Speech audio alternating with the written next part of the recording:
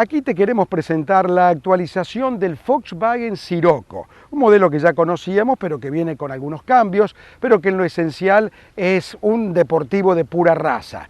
Motor 2 litros, turbo, 211 caballos, velocidad máxima de 235 kilómetros, caja DSG de 6 marchas secuenciales, pero hay varios detalles más para que analicemos juntos. Venite.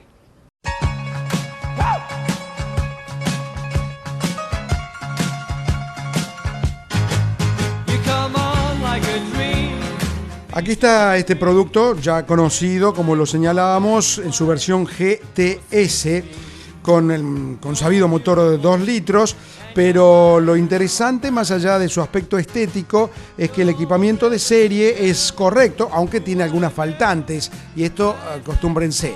Los deportivos están básicamente para eso, para dar otro tipo de prestaciones y de satisfacciones, no tanto a nivel de comodidad. El acceso a las plazas traseras es bastante complicado, hay que pensarlo en función de dos. Pueden ir cuatro, pero no es lo ideal, o al menos para viajes largos.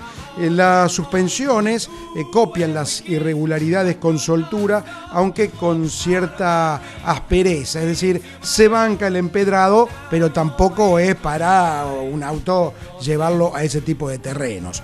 Con respecto al motor, los 211 caballos le alcanza y le sobran. A la eficiencia del funcionamiento de este impulsor hay que sumarle, yo soy un enamorado de la caja DSG que utiliza el grupo Volkswagen, con doble embrague, que permite un cambio de marchas a velocidad vertiginosa, imposible de repetir con una caja automática convencional. Eso es lo que tiene de diferente este tipo de cajas. Realmente es un fenómeno. En cuanto a la aceleración, me dice, bueno, está bien, pero ¿alcanzan los 211 caballos? Claro que alcanzan. Vas a tener una aceleración de 7 segundos para llegar de 0 a 100 kilómetros por hora. No es poco, ¿no? Hay algo interesante que contradice aquello de lo deportivo. Tiene un muy buen consumo. Les aseguro que hice unos 2.000 kilómetros y el consumo es muy interesante. Si hay un detalle estético que me atrae de este vehículo, es la parte trasera.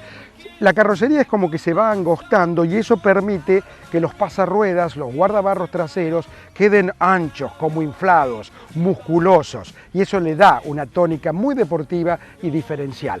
En un momento en el que los autos cada vez se parecen más entre sí, estos son toques que marcan la diferencia entre un auto y otro.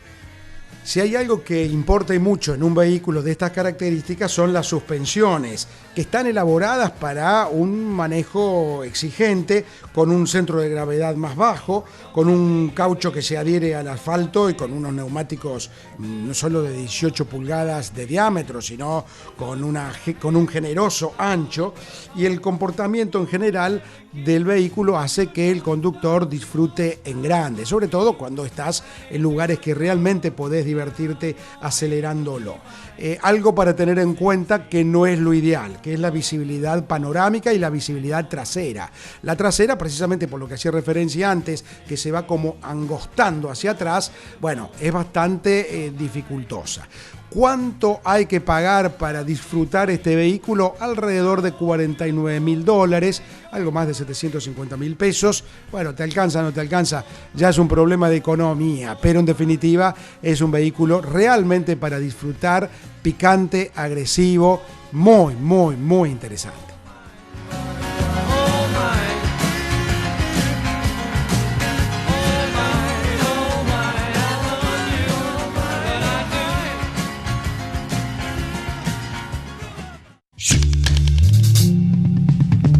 Queremos recordar en nuestro segmento de la nostalgia a Carlos Alberto Reutemann en la Fórmula 1.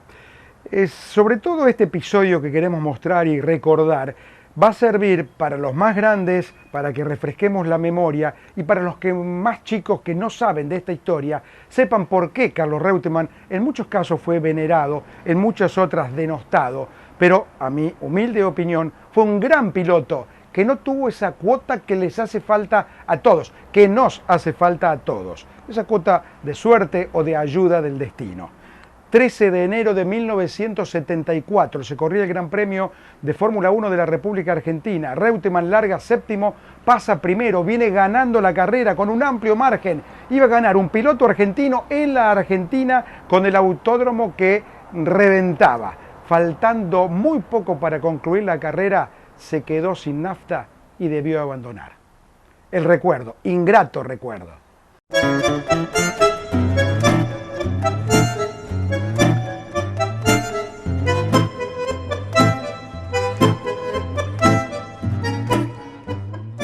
El autódromo prácticamente lleno, pero cuando hablo de lleno, fíjense ustedes las tribunas principales. Estamos hablando de otra época en donde había fanfarria, donde había mucho entusiasmo, mucha pasión, mucha bandera argentina y mucho cartel de apoyo a Carlos Reutemann, que cumplía sus primeros años en la Fórmula 1 y que llegaba a la Argentina con una gran expectativa conduciendo para Brabham. Jackie Ickx, Niki Lauda, Dennis Hulme, Clay Regazzoni, entre tantos de los más enconados rivales.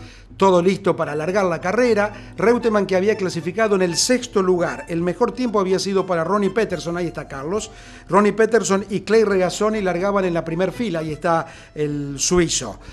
Pero Reutemann, en una largada impecable, pasa rápidamente a la primera colocación. Eran 53 vueltas.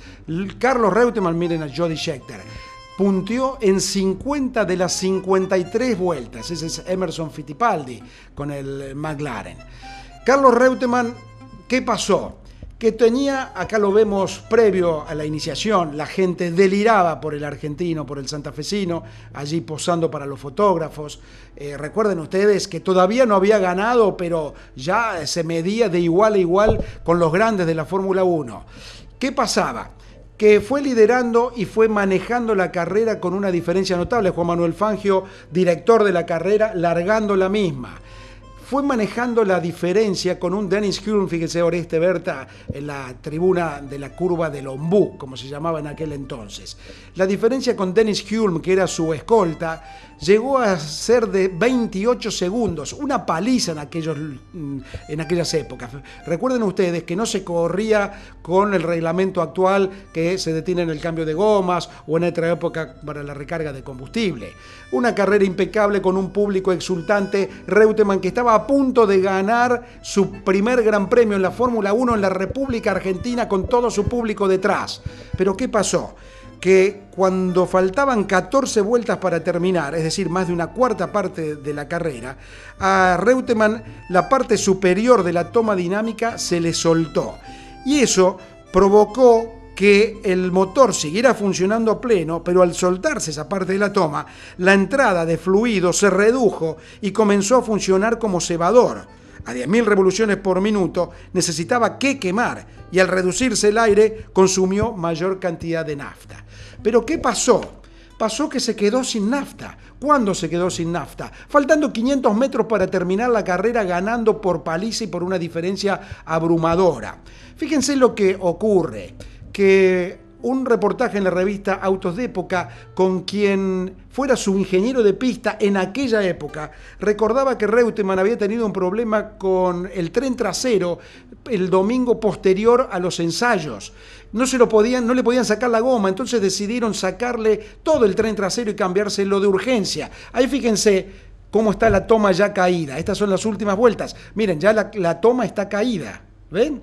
Eso fue lo que provocó mayor consumo. Pero lo que decía, esta situación de que tuvieron que cambiar de urgencia el tren trasero provocó que se olvidaran de cargarle el último bidón de combustible, el que hacía falta por las dudas.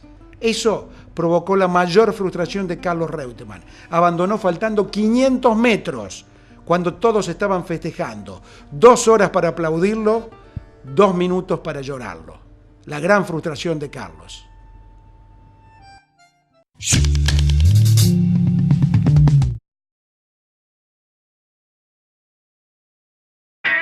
I am 94 years old. I don't have any rules. They're just a waste of time.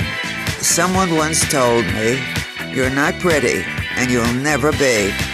But it doesn't matter. You have style. Nuevo DS3. Llegó Toro, Una pick-up para desafiar los límites y vivir al máximo. La combinación perfecta entre trabajar y disfrutar. Nueva Fiat Toro. Infinitas posibilidades.